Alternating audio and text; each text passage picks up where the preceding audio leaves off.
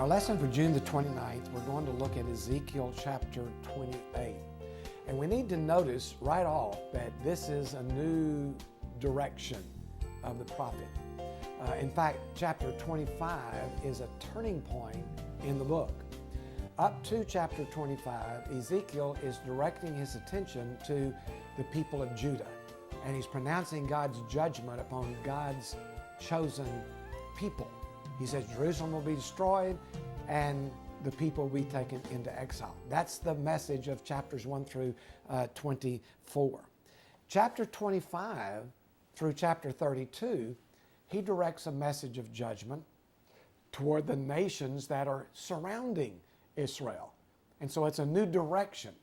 We're going to look at actually one of those messages of judgment to one of those surrounding nations, the place called Tyre, and that's what will be the focus of this week's lesson. Now, if you have your Bible there, let me give an overview. Go back to chapter 25, and let me point out a series of these judgments against other nations. Chapter 25, verses 1 through 7, against Ammon. Chapter 25, verse 8 through 11, against Moab. Chapter 25, verses 12 through 14, Edom. Chapter 25, verses 15 to 17, Philistia. Now notice that all of these are very brief messages of judgment. Then in chapter 26, 27, and 28, we have this extended message of judgment against Tyre. Then another short one against Sidon, chapter 28, verse 20 to 26. And then finally this other long 4-chapter message of judgment against Egypt. Now, what you will notice is that there is no mark or notice of a turning point when we get to chapter 25. In other words, there's nothing that says, all right, up to this point, he's talking against Judah. Now, beginning chapter 25, he's going to be talking to these other nations. It just happens. There's no indication or mark in the passage that this transition's been made. But we do need to acknowledge that this is a pretty common prophetic approach.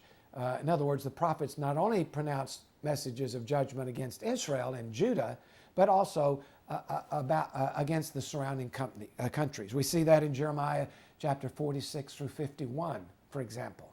And we see it in Amos chapters 1 and 2. Now notice 2 or 3 other things before we look specifically at the message itself. Notice that the judgments against Tyre and Egypt are the longest. Tyre, 3 chapters. Egypt, 4 chapters. All the rest of them are just a few brief verses. Notice also that there is no message of judgment against Babylon. That seems kind of strange. Babylon is about to destroy Jerusalem and burn down the temple, or tear down the temple and burn the city and take the exiles. Why does Ezekiel not have a message of judgment against Babylon when he does against all these others? Well, several answers are suggested. Number one, it could be because Ezekiel believes that Babylon is acting under the direction of God. In other words, they are God's instrument in bringing judgment against Judah. So he's not going to give a judgment against them. They're doing what God has assigned them to do. A second answer is that Babylon is not a historic enemy of Judah or Israel. If you look down the list, Tyre and Sidon, and Egypt and Ammon and